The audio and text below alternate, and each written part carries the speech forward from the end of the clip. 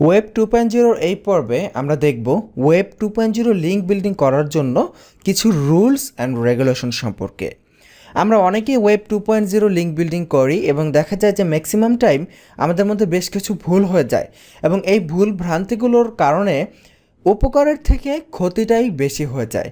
Web 2.0 link building করে আমরা গুগলকে easily বলে দেই যে আমরা আমাদের নিজেদের ওয়েবসাইটের জন্য নিজেরাই লিঙ্ক বিল্ডিং করতেছি এবং গুগলের কাছে ধরা খাই, পরবর্তীতে আমাদেরকে পেনাল্টি খাওয়া লাগতে পারে বা আমাদেরকে র্যাঙ্কিং হারানো লাগতে পারে।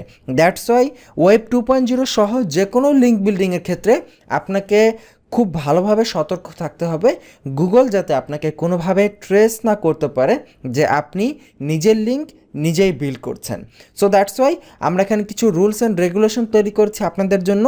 আমরা যে ওয়েব 2.0 লিঙ্ক বিল্ডিং করব, সেই লিঙ্ক বিল্ডিংয়ে আমরা এই রুলসগুলো ফলো করব। Web 2.0 link building. First thing first, যে কন্টেন্টগুলো আমরা ওয়েব 2.0 ওয়েবসাইটে দিব সেই কন্টেন্টগুলো 100% ইউনিক কন্টেন্ট হতে হবে। আমাদের মধ্যে একটি কমন ধারণা প্রচলন আছে, সেটি হচ্ছে আমরা ওয়েব 2.0-র জন্য বা ফোরাম পোস্টিংয়ের জন্য যদি কোনো কন্টেন্ট দেই, সেই কন্টেন্টগুলো স্পিনিং করে দেয়া। স্পিনিং মানে হচ্ছে একটি কন্টেন্ট, একটি আর্টিকেল কোনো ওয়েবসাইট থেকে আমি কপি করে স্পিনিং সফটওয়্যারে দিলাম, যেমন স্পিনার চিফ বা এই ধরনের কোনো সফটওয়্যারে দিলাম। সফটওয়্যার কী করলো, আর্টিকেলের ভিতরে যে সিনোনিমিক যে ওয়ার্ডগুলো রয়েছে সেগুলো একটু এদিক সেদিক উলটপালট করে দিল। তার মানে আর্টিকেলটার ইউনিকনেসটা বৃদ্ধি করলো আর্টিকেলের সিনোনিমগুলো ব্যবহার করে, আর্টিকেলের বিভিন্ন ওয়ার্ডের সিনোনিম ব্যবহার করে। তো এই কাজটাকে বলা হয় স্পিন করা। তো অনেকেই যেটা করে থাকি, স্পিনযুক্ত মানে কোনো একটা আর্টিকেলকে স্পিন করে বারবার একই আর্টিকেলকে বিভিন্ন ওয়েব 2.0 সাইটে আমরা পোস্ট করি। তো এইটার এক সময় ছিল যখন এই ধরনের লিঙ্কগুলো পোস্ট করলেও ওয়েবসাইট র্যাঙ্কিং আসতো, কিন্তু এখন আর আসলে সেই দিনটা নেই। এখন যদি এই ভুলটা আপনি করেন তাহলে 100% নিশ্চিত থাকেন যে এখানে একটা বড় ধরনের চান্স রয়েছে আপনার ওয়েবসাইটের ভালোর থেকে ক্ষতি হওয়ার। সো দ্যাটস ওয়াই ওয়েব 2.0 হোক বা যে কোনো লিঙ্ক বিল্ডিং হোক, সব সময়, আবারও বলছি, সব সময় 100% ইউনিক কন্টেন্ট আপনাকে প্রোভাইড করতে হবে। এখানে 100% ইউনিক কন্টেন্ট বলতে বোঝাচ্ছি যেটা হাতে লেখা হয়েছে বা কারো কাছ থেকে কপি করা হয় নাই, এই ধরনের ইউনিক কন্টেন্ট অবশ্যই প্রোভাইড করতে হবে। এখন আপনি বলতে পারেন, ভাই এখন ওয়েব 2.0 লিঙ্ক বিল্ডিং করতে গেলে আমাকে কত ওয়েবসাইটে আমি কন্টেন্ট লিখবো, কত কন্টেন্ট, এত কন্টেন্টের জন্য অনেক টাকা লাগবে, এত টাকা কি করব। আসলে ভাইয়া বর্তমান যে পরিস্থিতি, সেই পরিস্থিতির আন্ডারে আপনাকে হয় আপনি টাকা দিয়ে কাউকে দিয়ে আর্টিকেল লিখিয়ে নেন অথবা নিজে লিখে ফেলেন। এবং এই ওয়েব 2.0 যেহেতু আমরা করছি মূলত লিঙ্ক বিল্ডিংয়ের পারপাসে, সো এখানে আর্টিকেলগুলো যে একদম মানি সাইটের মতো একদম সুপার এক্সপার্ট আর্টিকেল, একদম খুব সুন্দর আর্টিকেল হতে হবে এমন না। মিডিয়াম কোয়ালিটির আর্টিকেল আপনি এখানে পাবলিশ করতে পারেন, নো প্রবলেম। এরপরে যেটা রয়েছে ইন্টারনাল লিঙ্কিং। আমরা যে ওয়েব 2.0 ওয়েবসাইটগুলো তৈরি করব, সেই ওয়েবসাইটগুলোর প্রত্যেকটার ভেতরে, দ্যাট মিন্স একটা ওয়েবসাইটের ভেতরে যে পেজগুলো থাকবে সেই পেজগুলোকে নিজেদের মধ্যে লিঙ্কিং করাতে হবে, যেটা আমরা আমাদের মানি সাইটেও করাই। প্রতিটা পোস্টের সাথে একটা পোস্টের সাথে রিলেভেন্ট আরেকটা পোস্টের, মানে একই ওয়েবসাইটের ভেতরে যে পোস্টগুলো আছে সেই পোস্টগুলোর ভেতরে ইন্টারনাল লিঙ্কিং করাতে হবে। দ্যাট মিন্স ওয়েব 2.0 যে ওয়েবসাইটগুলো আমরা করতে যাচ্ছি লিঙ্ক বিল্ডিংয়ের জন্য, সেগুলো কিন্তু সম্পূর্ণ আলাদা ওয়েবসাইট, সেগুলো কিন্তু আলাদা ভ্যালু আছে। তো সেগুলোকে আমরা মানি সাইটে যা করছি সেগুলোর জন্য আমরা এক্স্যাক্টলি ওই কাজগুলো করতে পারি এবং সেগুলোকে আমাদের ঠিক এক্স্যাক্টলি একইভাবে অপটিমাইজ করতে হবে। এরপর যেটা রয়েছে অপটিমাইজ দেয়ার কন্টেন্ট টু। হ্যাঁ, আমরা মানি সাইটে কী করি, আমরা আর্টিকেলকে কীভাবে অপটিমাইজ করি, হেডিং দেই, ইমেজ দেই, বিভিন্ন ওয়েবসাইটকে লিঙ্কিং করে, ঠিক একইভাবে ওয়েব 2.0 সাইটগুলোকে আমাদের অপটিমাইজ করতে হবে। তাদের আর্টিকেলগুলোতেও ছবি দিতে হবে, তাদের আর্টিকেলগুলো থেকেও লিঙ্কিং করাতে হবে অন্যান্য সাইটকে, এবং এইভাবে তাদের আর্টিকেলে হেডিং ব্যবহার করতে হবে, তাদের প্রত্যেকটা আর্টিকেলকেও আমাদের অপটিমাইজ করতে হবে আমাদের মানি সাইটের মতো করেই। তবে মানি সাইটটা যত বেশি ইম্পর্ট্যান্ট, ওই সাইটটা তো আর আসলে তত বেশি ইম্পর্ট্যান্ট না। সো দ্যাটস ওয়াই তার থেকে একটু কম, কিন্তু স্টিল আমাদের অপটিমাইজ করতে হবে। 4 নম্বর যে পয়েন্টে রয়েছে সেটা হচ্ছে লিঙ্ক আদার ওয়েবসাইটস অলসো। আমরা ওয়েব 2.0 করতে গিয়ে যে ভুলটি করতে দেখা যায় স্টুডেন্টদের মধ্যে, সেটি হচ্ছে শুধুমাত্র নিজের মানি সাইটকেই ইচ্ছামতো লিঙ্ক দেয়। একটা ওয়েব 2.0 সাইট বিল্ড করলো অনেক কষ্ট করে আর্টিকেল লিখে বা নিজে লিখে 2-3টা ওয়েব 2.0 সাইট বিল্ড করেছে, সেখানে অন্য কোনো সাইটের লিঙ্ক নেই, শুধুমাত্র নিজের মানি সাইটকে লিঙ্ক দিয়ে রাখছে। এখন আপনি বলেন গুগল তো ভালো কথা, যে কোনো একটা সাধারণ বাচ্চাকে দেখালেও বলে দিবে যে এই ওয়েব 2.0 সাইটটা যে মানি সাইটের মালিক যিনি উনিই তৈরি করেছে। তার মানে গুগল খুব সহজে আপনাকে ট্রেস করতে পারবে যে ওই ওয়েবসাইটকে লিঙ্ক দেওয়ার পারপাসেই আপনি ওয়েব 2.0 সাইটগুলো করেছেন। তো গুগলের কাছে এটা বোঝা কোনো কষ্টের ব্যাপারই না। সো এই ক্ষেত্রে আমরা আমাদের ওয়েব 2.0 সাইটগুলোকে এমনভাবে তৈরি করব যেটা 100% ন্যাচারাল মনে হবে। ন্যাচারাল বলতে এমন মনে হবে যে আপনার ওয়েবসাইটের জন্য, আপনার মানি সাইটের জন্য আপনি কোনো ওয়েব 2.0 লিঙ্ক বিল্ড করেন নাই, ওয়েব 2.0 হয়তো অন্য কেউ তৈরি করেছে এরকম মনে হতে হবে। কারণ কি? কারণ স্বাভাবিকভাবে চিন্তা করুন তো, একটু কমন সেন্স দিয়ে।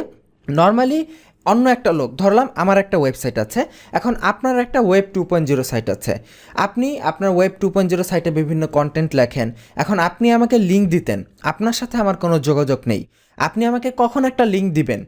যখন আমার সাইটের কন্টেন্টের কোয়ালিটি থাকবে। কিন্তু তার মানে তো এই না যে আপনার ওয়েব 2.0 সাইটে যত লিঙ্ক থাকবে সবগুলো আমার সাইটেরই থাকবে, কারণ আপনার সাথে আমার কোনো যোগাযোগ নেই। এবং গুগল কিন্তু এটাই চায়, ন্যাচারাল লিঙ্ক বিল্ডিং চায়। আমি আমার নিজের ওয়েবসাইটের জন্য লিঙ্ক বিল্ডিং করব ওয়েব 2.0 ক্রিয়েট করে, এটা গুগল চায় না। সো দ্যাটস ওয়াই আপনার ওয়েব 2.0 সাইটগুলোতে অবশ্যই অন্যান্য অনেক ওয়েবসাইটকে রিলেভেন্ট যত সাইটের লিঙ্ক দেওয়া যায় আপনাকে অবশ্যই তাদের সাইটগুলোকেও লিঙ্ক দিতে হবে। এবং একটা ওয়েব 2.0 সাইট থেকে বা একটা পোস্ট থেকে আপনার মানি সাইটের জন্য একটার বেশি লিঙ্ক নেওয়া আমি সমীচীন মনে করি না। এবং 1-2টা লিঙ্ক এইভাবে নেবেন। এবং এখানে অ্যাঙ্করের ভেরিয়েশন করতে হবে। আমরা অনেকে যেটা করি, অ্যাঙ্কর টেক্সট ওভার অপটিমাইজ করে ফেলি। ধরে নিলাম আমাদের টার্গেট কিওয়ার্ড হচ্ছে ফিশিং কায়াক। এখন এই ফিশিং কায়াক অ্যাঙ্কর করে করেই আমরা বারবার আমরা পোস্ট করতে থাকি, বিভিন্ন জায়গায় লিঙ্ক বিল্ড করতে থাকি। এই কাজটা ভুলেও করা যাবে না। এটা নিয়ে আমরা একটু পর্বে কথা বলবো আলাদাভাবে, যে অ্যাগ্রেসিভ অ্যাঙ্কর টেক্সট খুব কম ইউজ করতে হবে, একদম ইউজ যত কম করা যায়। সো এই বিষয়গুলো মাথায় রাখতে হবে। এগুলো আসলে আমরা যে কথাগুলো বলছি হয়তো নতুনদের অনেকের কাছে বুঝতে সমস্যা হতে পারে, প্র্যাকটিক্যালি যখন আমরা দেখব তখন এই সমস্যাগুলো সলভ হয়ে যাবে। আসলে এসইও পুরো বিষয়টাই এমন, যতক্ষণ পর্যন্ত আমরা প্র্যাকটিক্যালি না করছি, পুরো বিষয়টা আমাদের যতক্ষণ শেষ না হচ্ছে পুরো কোর্সটা, ততক্ষণ মাথায় অনেক কিছু ঢুকবে না একদম নতুন অবস্থায় থাকলে। যখন কোর্সটা শেষ হয়ে যাবে তখন আপনি দেখবেন বিষয়গুলো আপনার মাথায় ক্লিয়ারলি প্রবেশ করেছে। আচ্ছা, এরপরে যে পয়েন্টটা রয়েছে, never link all web 2.0 sites. আমরা আরেকটি বড় ভুল করি। একটা সময় ছিল যখন লিঙ্ক হুইল নামে একটা কাজ ছিল। লিঙ্ক হুইলের কাজ ছিল এমন, ধরে নিলাম আমরা 10টা ওয়েব 2.0 সাইট করব। তো আমরা কি করি, 10টা ওয়েব 2.0 সাইটের ভেতরে 1, 2, 3, 4 যে সাইটগুলো রয়েছে প্রত্যেকটা সাইটকে ধরেন 1 নাম্বার সাইট থেকে 2 নাম্বার সাইটে একটা লিঙ্ক দেই, 2 নাম্বার সাইট থেকে 3 নাম্বার সাইটে একটা লিঙ্ক দিতাম, 3 নাম্বার থেকে 4 নাম্বার, 4 নাম্বার থেকে 5 নাম্বার, এইভাবে 10টা সাইটকে নিজেদের মধ্যে লিঙ্ক করতাম। এবং তারপরে কি করতাম, এই 10টা সাইট থেকে আবার আমাদের যে মানি সাইট রয়েছে, যেটা আমাদের মেইন ওয়েবসাইট, সেই ওয়েবসাইটেও একটা লিঙ্ক দিতাম। তার মানে প্রতিটা ওয়েবসাইট নিজেদের মধ্যে লিঙ্কিং, আবার আমাদের মানি সাইটের সাথেও লিঙ্কিং। এই কাজটাকে বলা হতো লিঙ্ক হুইল। এই টেকনিকটা একসময় কাজ করতো, বাট রাইট নাও এই টেকনিকটা কাজ করতেছে না। বা আপনি যদি এই টেকনিকটা করেন হয়তো কাজ করতেও পারে, কিন্তু সেখানে একটি বড় চান্স থেকে যায় আপনার গুগল সেটা বুঝে ফেলার। এবং গুগল বুঝে ফেললে আপনাকে যে সাথে সাথে পেনাল্টি দিবে এমন কিন্তু না।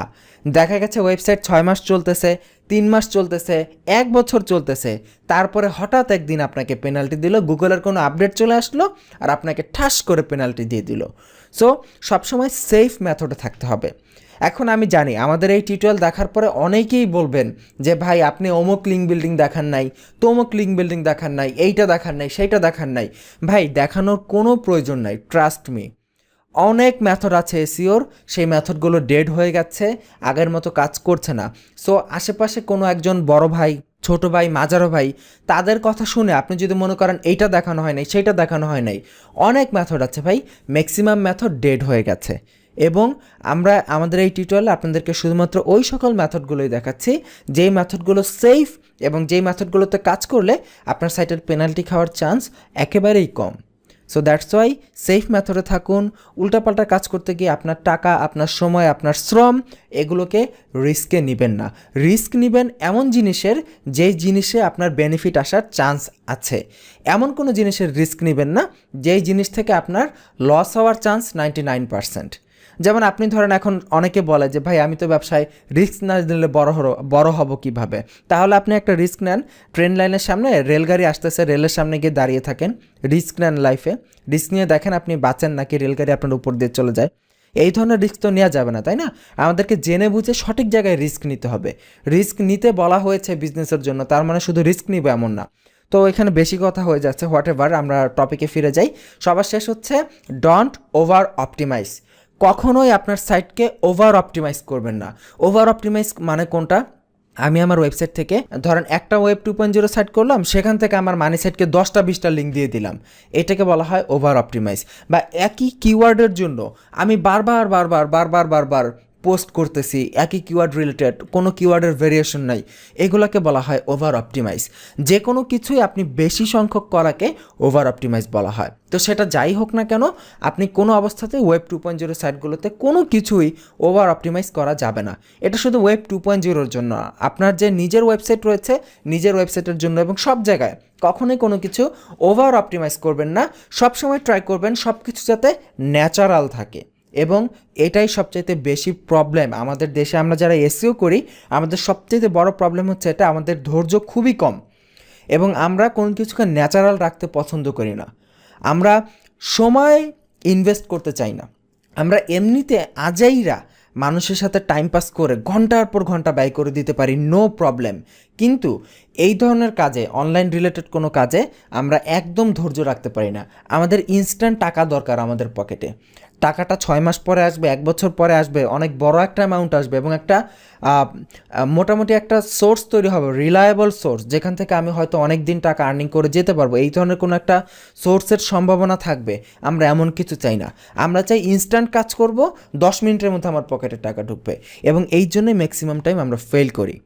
এবং দেখুন, এটা কিন্তু মূলত, এটা আমি যে আপনার সাথে কথা বলছি এটা কিন্তু শুধু যে এসইও কোর্স এমন কিন্তু না, এটা কিন্তু আপনার প্র্যাকটিক্যাল লাইফে অনেক কাজে লাগবে। কারণ হচ্ছে এই বিষয়গুলো আপনাকে ধৈর্য ধরতে হবে। শুধুমাত্র এসইওর জন্য এমন না, পৃথিবীর প্রত্যেকটা সেক্টরে আপনাকে ধৈর্য ধরতে হবে এবং এমন কিছু করার চেষ্টা করতে হবে যেটা আপনার একটা রিলায়েবল সোর্স হবে। ইনস্ট্যান্টলি পকেটে টাকা আসলো, 2 মাস কাজ করলাম, ইনকাম করলাম, তারপরে শেষ, তারপরে আবার আমি খালি পকেট নিয়ে রাস্তায় রাস্তায় ঘুরছি, এরকম যেন না হয়। এমন চিন্তা করেন যে একটু পকেটে কম টাকা আসুক, নো প্রবলেম, 1 বছর পরে বেশি টাকা আসুক, 2 বছর পরে বেশি টাকা আসুক, কিন্তু সেই টাকাটা যেন একটা রিলায়েবল সোর্স হয়, এমন কিছু একটা করার চিন্তা করুন। এবং এসইওতে মানুষের কথা শুনে সেটা যাচাই বাছাই না করে আন্দাজে হুটহাট করে কোনো লিঙ্ক বিল্ডিং করা শুরু করে দেবেন না, তাহলে ভবিষ্যতে ধরা খাওয়ার চান্স অনেক বেশি থাকে। তো যাই হোক, অনেক কথা বলে ফেলেছি এই পর্বে। অনেকে আমাকে বাচাল বলেন, আমি জানি আমি একটু বাচাল টাইপেরই হয়তো বা টিউটোরিয়াল তৈরি করার সময়, কারণ আমি মনে করি আপনাদের সাথে যদি এই টপিকগুলো আমরা আলোচনা না করি, আমার মনের কথা যদি আমি আপনার সাথে খুলে না বলতে পারি একটি কোর্সে, এবং যেই কোর্স করাতে এসেছে শুধু সেইটা নিয়েই কথা বলবো, এটার আশেপাশে খুঁটিনাটি বিষয়গুলো নিয়ে কথা বলবো না, তাহলে আমি মনে করি সেই কোর্স করানোর কোনো মানেই হয় না। কারণ হচ্ছে এমনভাবে আপনাকে শেখানো উচিত, আমার পার্সোনাল লাইফে আমি যেগুলো এক্সপেরিয়েন্স করেছি কাজ করতে গিয়ে, সেগুলো অবশ্যই আপনাদের সাথে শেয়ার করা উচিত, যাতে করে আপনি যখন কাজ করতে যাবেন আপনারও ঠিক সেই এক্সপেরিয়েন্সগুলো হবে এবং তখন যাতে আপনি সেটা ওভারকাম করতে পারেন, তখন যেন হতাশ না হয়ে যান। দ্যাটস ওয়াই আমাদের কোর্সগুলো সাধারণত কোর্সের পাশাপাশি একটি মোটিভেশনাল সেশনও হয় আমাদের কোর্সের ভেতরে, আপনি যাতে নিজে নিজে মোটিভেট হতে পারেন, এগুলো আমাদের একটা ইচ্ছা থাকে আর কি। সো হোয়াট এভার, আজকের পর্বটি কেমন লাগলো? পর্বটি কি বেশি কথা বলে ফেললাম নাকি ঠিকঠাক মতোই ছিল কথা বলা? আপনাদের সাথে ইম্পর্টেন্ট কথাগুলো বলেছি, সেই বিষয় নিয়ে আমাদেরকে ফিডব্যাক জানাবেন, কারণ আপনাদের ফিডব্যাকগুলোই আমাদেরকে হেল্প করে পরবর্তীতে আমাদের কোয়ালিটির মেজারমেন্টটা ডিটারমাইন করতে। তো আজকের পর্ব এই পর্যন্তই। আমাদেরকে অবশ্যই মেল করে জানাবেন আপনার এই মতামত, আমি কি আসলে এই পর্বটা কেমন হয়েছে। তো আগামী পর্বে আমন্ত্রণ জানাচ্ছি। ভালো থাকবেন, সুস্থ থাকবেন, আল্লাহ হাফিজ।